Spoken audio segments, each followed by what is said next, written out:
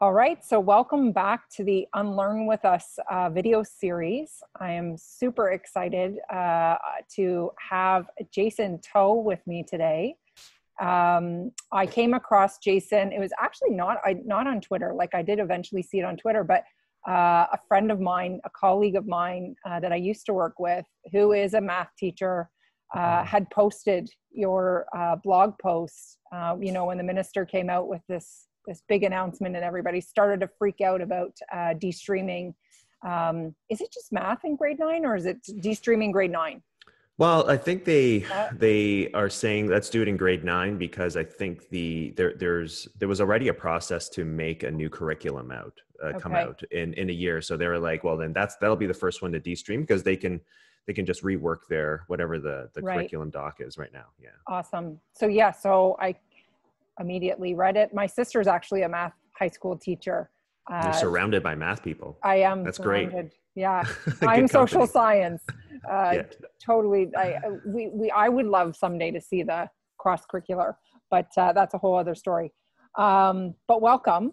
Thank you. Tell us all about yourself, what you're doing, where you're from.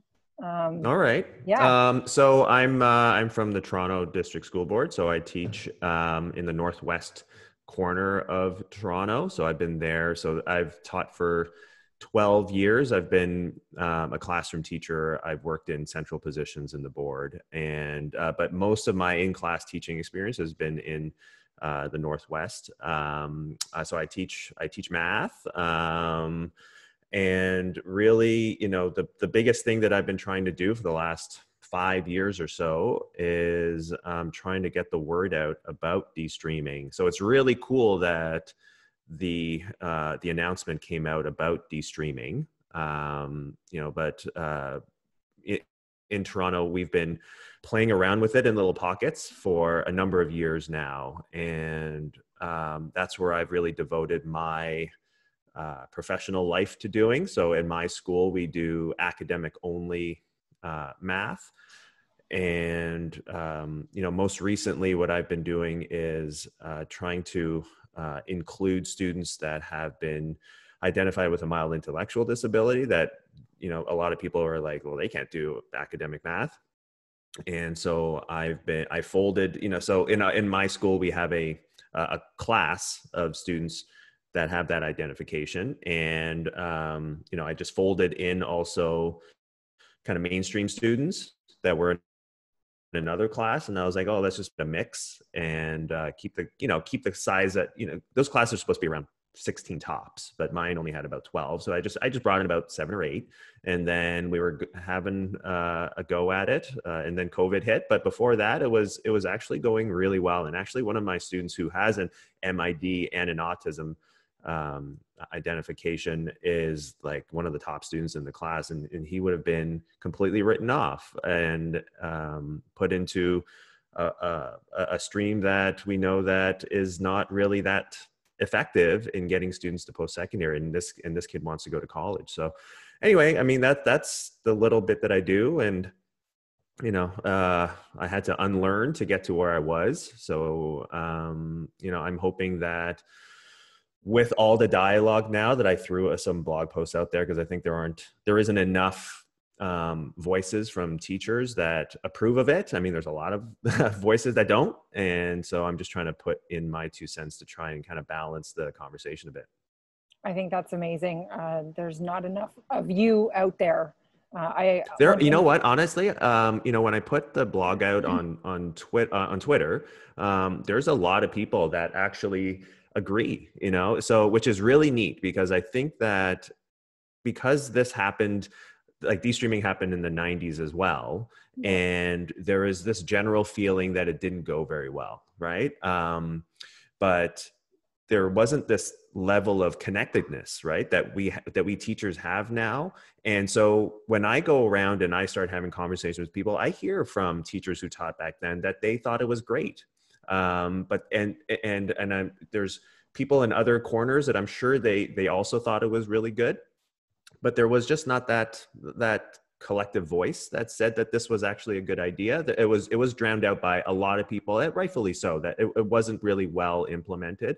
But now I think with the slow kind of development of the de-streaming that's been happening in the TDSB, it's very slow, and it's been, you know, rather thoughtful. Not a lot of support though.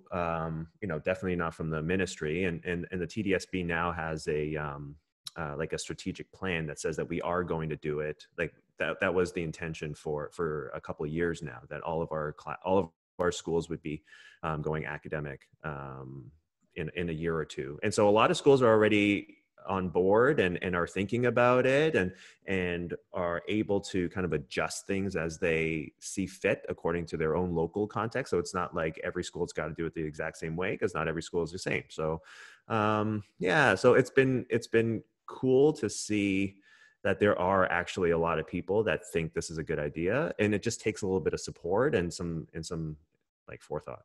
Yeah, and creative thinking, which is Mm-hmm. amazing. So that kind of takes us into my next question. So I'm asking my guests the same questions. So you've done this. You suggest, and I you know, in your first post of the 3 posts, you talk a lot about sort of your mindset before going into this.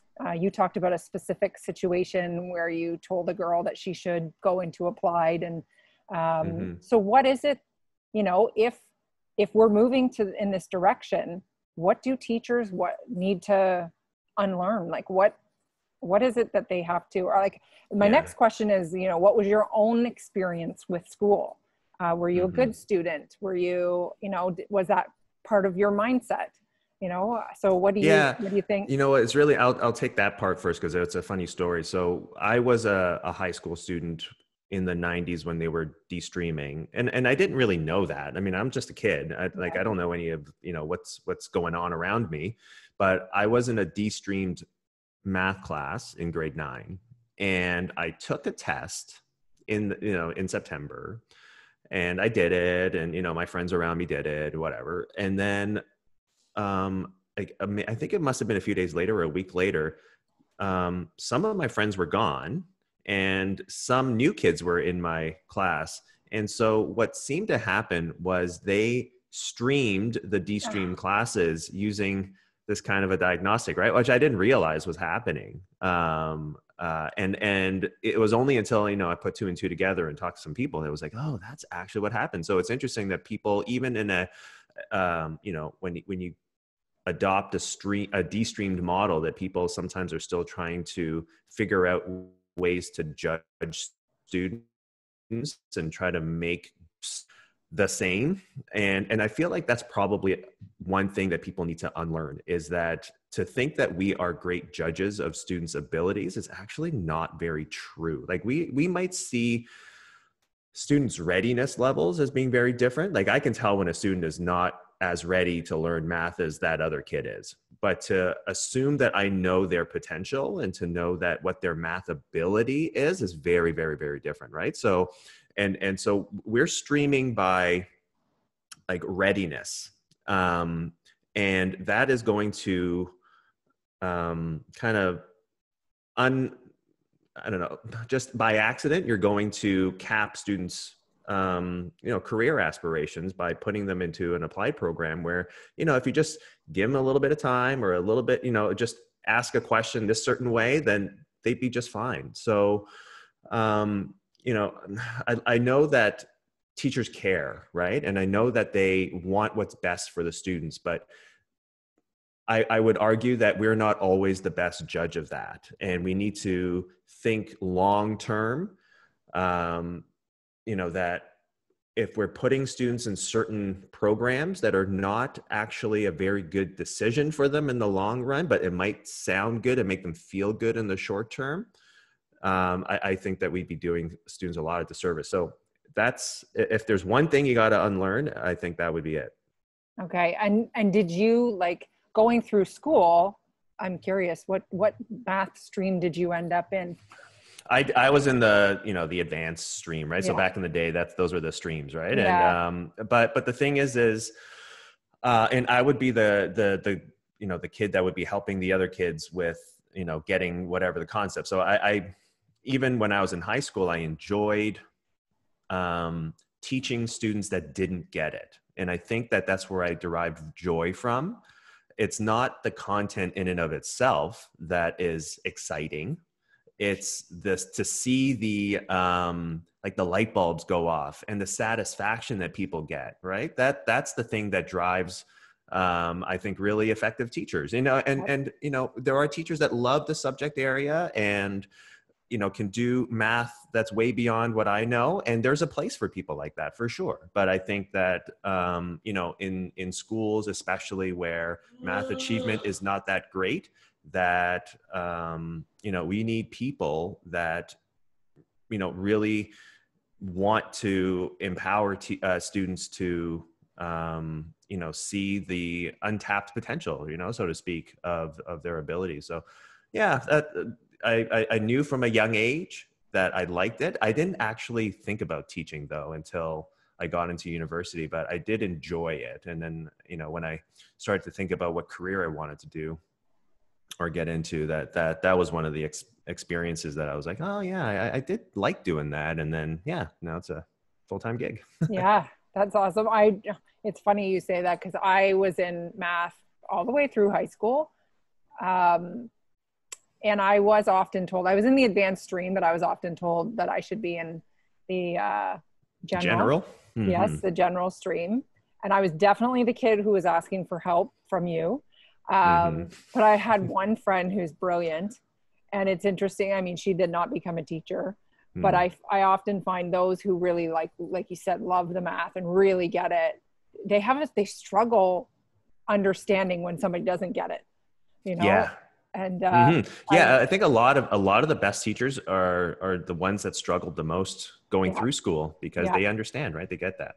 Yeah. I get it. Yes, I've actually brought in my report cards to show the students. My 52s and Rebecca should move to the general stream. Right. Oh. Yeah. I didn't start struggling until university, which is actually probably not the best time to struggle. But see, I was the other way around. And it's interesting because you were talking about the time, right? Like, I think by the time I was in my 4th year of university, I learned to play the game. I learned, because I didn't in high school. I didn't do great in high school, but I finally had learned to play the game, and I had to work really hard in high school to eventually get into university, which I think helped me in university. Anyway, so we've been talking a lot about de-streaming and math and whatever. So kind of we're looking at the whole picture. What do you think is really great about our education system right now? I appreciate that, like honor, and in a lot of schools, that there is a huge focus on equity of outcomes. So we know that, different people are coming from different backgrounds and have different life experiences and lived realities. And we know that not everybody is dealt the same cards, right? Or is treated the same. And, from the teachers that I really respect and admire and want to, emulate, that those are the people that understand that and program their teaching around that, or center their teaching in that, and know that their job is to level the playing field again, because a lot of people are not coming from level playing fields. So that's what, to me, teaching is about. And I think that, the environment, at least in Toronto, I can only speak for Toronto, is that's a heavy focus. And, it manifests itself in different levels, right? In different places, but, I'm blessed in the schools that I work in that is like a prime focus. And so that's what I think is great. I mean, it's not about the smartest kids get to go there and the kids that don't, like, I'm sorry, but there's no help for you anymore. That's not the schooling that we see. I mean, that might have been back in the day, and it's not anymore. And I'm grateful that that's our reason to be, Yeah. Awesome. Yeah. It seems to be, I've only had 3 interviews so far. But it seems to be a pretty consistent thing that the passion that most teachers bring to the profession is one of the best qualities, the best things about our education system. Do you think that our current system is failing our students at all? So it's definitely failing some of our students, and we kind of know who those students generally are, right? Students that have been historically and currently marginalized are Black students or Indigenous students, students from low-income communities, students with special education needs. Those are students that are predominantly the ones that are getting the short end of the stick right now, and that's what the topic of de-streaming is really all about. I mean, when you look at who's being streamed, it's Black, Indigenous, students from low-income communities, students with special education needs. They are going into even in elementary streams, right? Special education programming, then they go into applied, and then all of a sudden, you get into these classrooms that aren't really that well suited to improve outcomes. And then they, half of them end up not going into post-secondary, and then that's it, and there's a disproportionate number of them that drop out. The topic of de-streaming is really just trying to make sure that we are not perpetuating and exacerbating these societal inequities. So definitely there are particular groups of students that are not being well served. For sure. I think as you finished off there, you were talking about sort of this like society and what is happening to these students. Mm-hmm. I'm going to guess that in math, I know at the school that I was at, when we had parent-teacher interviews, the math department was there forever because they had everybody coming to see them. Yeah. And then mm-hmm. the social science teachers were like, whatever. But so you're going to this de-streaming, you've been doing this.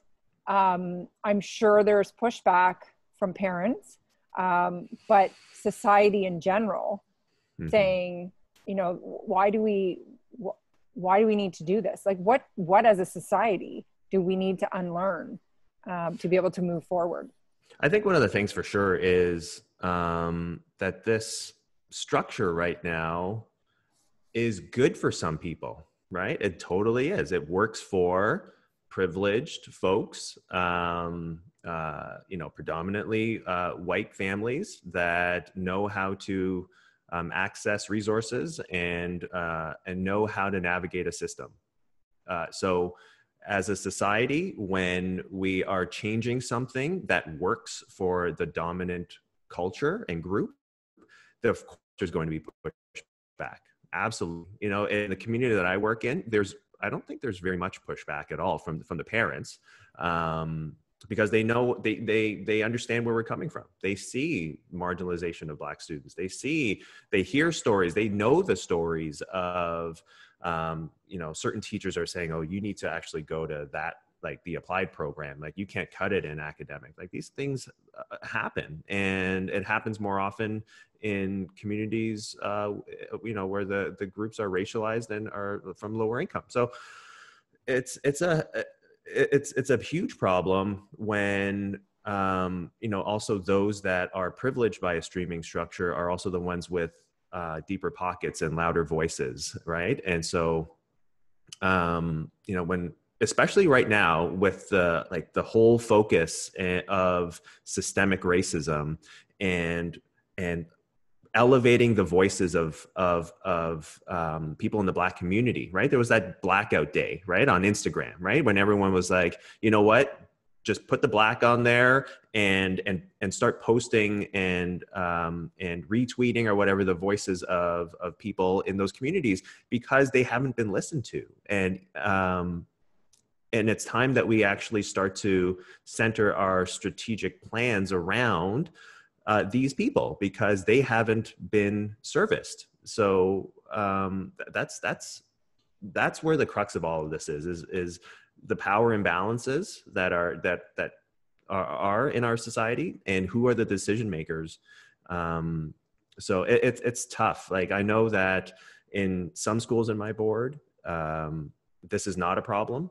Parents understand, but then there are absolutely entire communities where they're saying this is not a good idea. But I think it comes from a feeling that they're going to be privileges that are going to be taken away from them.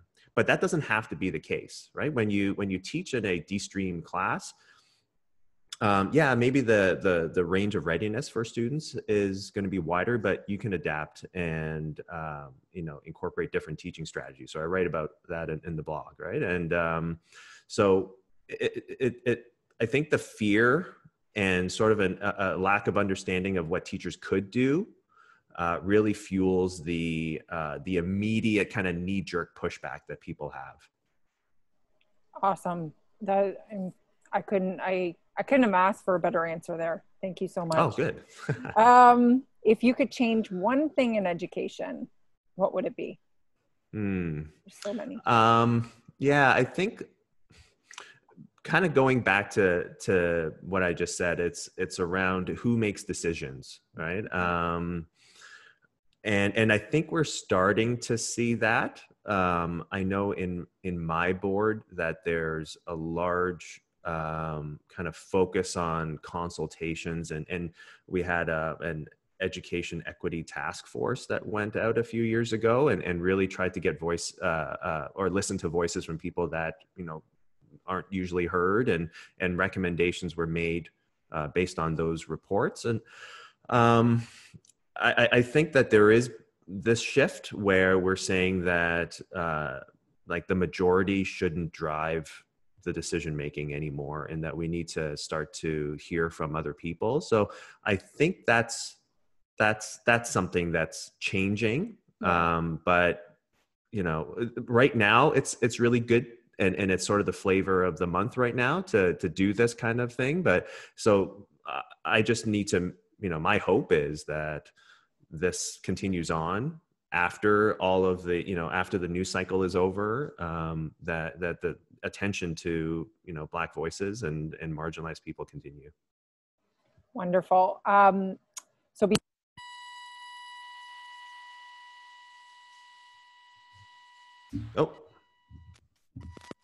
I think I lost you for a second. Oh, sorry.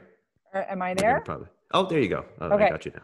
Okay. Yes. So there's one question. So I run a program, an extracurricular program with kids that are between the ages of 11 and 14, and we run a podcast.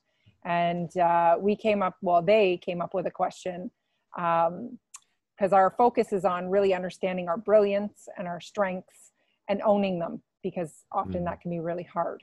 So our question is, what is your superpower? Oh, so my superpower is the ability to take constructive criticism, I think. So I listened to a podcast. I can't remember what it was. It was a TED one. And there was this company that kind of feeds off of criticism of each other. Like they're not nasty about it, but you don't know what you don't know until someone tells you, right? Or you don't get better until someone tells you that you're not that great at something. So when I work with people and I collaborate with people, I want to know, like, what am I not doing right? Where am I falling short? And to know that you can only get better when you hear that. Like if all you hear is applause and good job and everything, like you are missing such a blind, or such a critical part of getting better. So, but it does still take like a moment for me to, kind of prepare myself to hear those things. Like nobody likes to hear that you're, you could do better at this, or, so it's still a work in progress for me, but I feel like that's something that I try to take pride in, and really ask other people really explicitly to say, is there any feedback for me? Because sometimes people don't want to have that, and sometimes people don't want to give it to you, or feel like they are stepping out, they're out of bounds for telling you something. So you need to elicit that yourself. So to ask, what am I missing, or what can I do better? I think that's my superpower, I suppose. Well, and that's amazing, because that to me is what makes a great teacher, right? If you are doing the same thing over and over and over and not asking for feedback, then you're not moving forward. You're not progressing. I mean, I constantly ask my students, what do you think about this? How could we change this? What do you think? Could we do it better? Like, we just went through all that. What was horrible? And I often have to say to the kids, and like, you're not going to hurt my feelings. And they do at some point, but I get it. It's like, it's hard to take, but then it's so important to check yourself, right? Yeah. Yeah. You know, we're really good at giving feedback, right? As teachers, that's our job. Yeah. But I don't know if we are very good at receiving it, you know, whether it's from our school administrators or whether it is coming directly from students. You know, sometimes there's that power imbalance again, right? Maybe sometimes kids don't want to say anything because they, you know, they worry that their mark is going to be affected, right? I mean, I'm sure you have the relationship with your students that they understand that's not going to happen, but even something as simple as like a quick little exit ticket at the end, right? Where you'd be like, what could I do better next time? It's huge. And I think, you know, when we're asking in de-streaming, right, like the advocates of de-streaming is teachers need to reflect and get better, right? And the only way to do that is by, you know, getting feedback, whether it's from yourself, right, through critical reflection, or finding somebody who's going to be like, this is what you can do to maybe reach a wider audience, right? So that process is huge. Yeah. Awesome. That's a wonderful superpower. All right. Well, thank you so much for being on. If people wanted to read your blogs, I don't know if I know you're on Twitter. Where can they reach you? Yeah. If you could just go to, you can go on Twitter. So it's Jason_Tow, T-O, and there's a link to my blog there. So you can find it from there. But yeah, that's the best place to get me. Yeah, I have a feeling with this announcement of de-streaming, and if people are watching this, I'm sure you've already been inundated by all kinds of people just saying, how do we do this? Yeah, there's that, but then there's, I mean, you get the trolls too that kind of come out too, but hey, whatever. You know, some of them are pretty funny. So there you go. It's your feedback. It's your constructive criticism there. Yeah. You're delusional, Jason Tow. That's my favorite one. I'm not sure how I'm going to incorporate that back into my practice, but that's okay. Yeah. Awesome. Well, thank you so much. It seems to me, I don't know, it'll be very sad, I'm sure, if this happens, but I could see you moving forward in an administrative role, because I think you have a lot to give and a lot to teach to our colleagues. So we'll see. Yeah. I don't know yet. I'm not ready for that yet, but I appreciate it. You have some time. Yeah. Awesome. Thanks so much. Thanks, Rebecca.